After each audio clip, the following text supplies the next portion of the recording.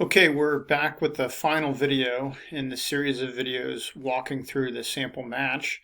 And we're taking a look at the judges' question and answers to the initial presenting team.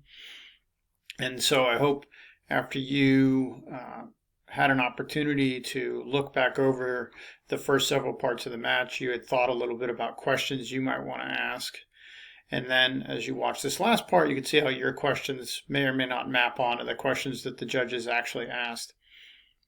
One of the things that was helpful for me to see was that I noticed that the first judge's question was essentially the question that had been bothering me in my assessment of the initial presentation, which was the judge asked about sort of the heavy emphasis on what the judge referred to as the economic impacts of consumer culture, and the judge tried to push the team a little bit to broaden their response a little bit.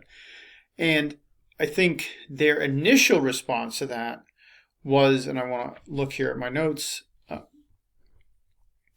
that they sort of initially went right back to the heart of their original presentation.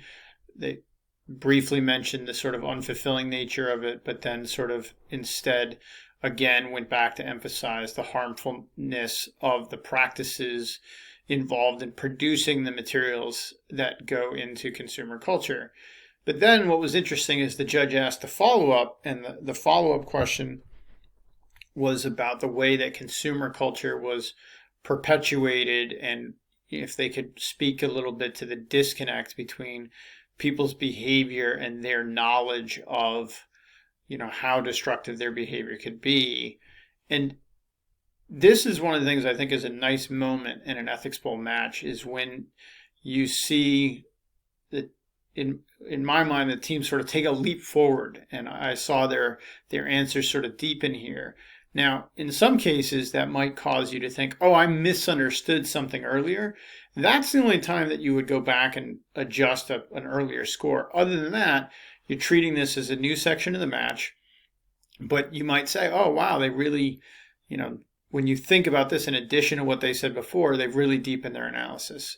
So I was impressed with the team's answer to the follow up question, because they got into this idea that corporations were creating a sort of consumeristic need within people, but then sort of pretending to be the solution to the problem by offering them other things to buy that were more environmentally friendly, etc., and then making it seem as if it wasn't the corporations that were driving the problem, but that it was a matter of individual choice. So I thought that was a really sophisticated answer about this idea that one reason we're not going to talk about this from the consumer side is that corporations are sort of creating an environment where we're forced to talk about it as if it's a consumer problem, and that itself is a problem. So I thought that was a pretty great answer.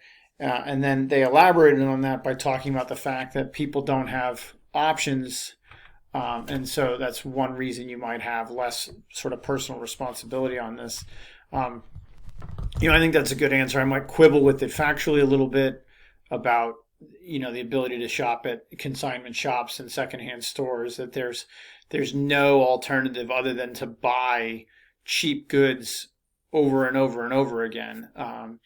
That seems a little bit suspect as a factual claim, but I thought it was still a well-made point about adjusting responsibility based on your income and your ability to make choices.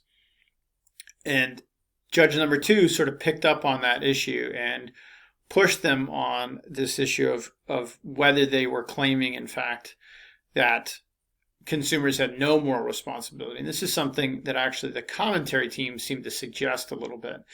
And it was good, I thought, that the initial team sort of clarified that's not our position. We're not saying consumers have no responsibility, but that the consumer responsibility sort of varies based on your ability to make choices. So then they almost ran out of time, and it is a helpful reminder to sort of just be aware of how quickly time flies in the judge Q&A. It didn't feel like that had been 10 minutes. I think probably the clip was edited a little bit so that what you weren't seeing are moments in which the team was conferring with one another.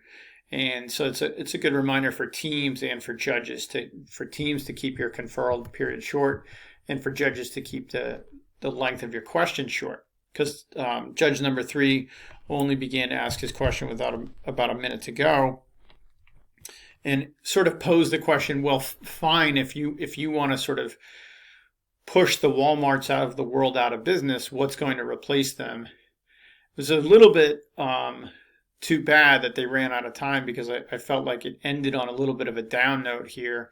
I sensed that the third judge actually would have asked a follow-up question, and also another teammate was about to jump in when they ran out of time. But the answer was essentially, well, if we push low-cost manufacturers out of business, then other manufacturers will become low-cost manufacturers. And that seemed to me to really get into a very problematic answer that I wish we had an opportunity to unpack.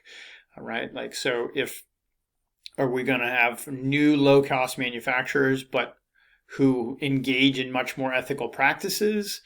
And so it was a little too bad to do that. But on the whole, I thought that the answer, particularly to the follow-up question to Judge 1, was strong.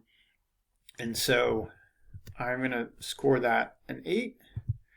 Now, one thing that's important here as judges and as a moderator is realizing that you cannot give a total for Team 1 yet. So Team 1 has so far scored 35 points, but they have not given their commentary on Team 2.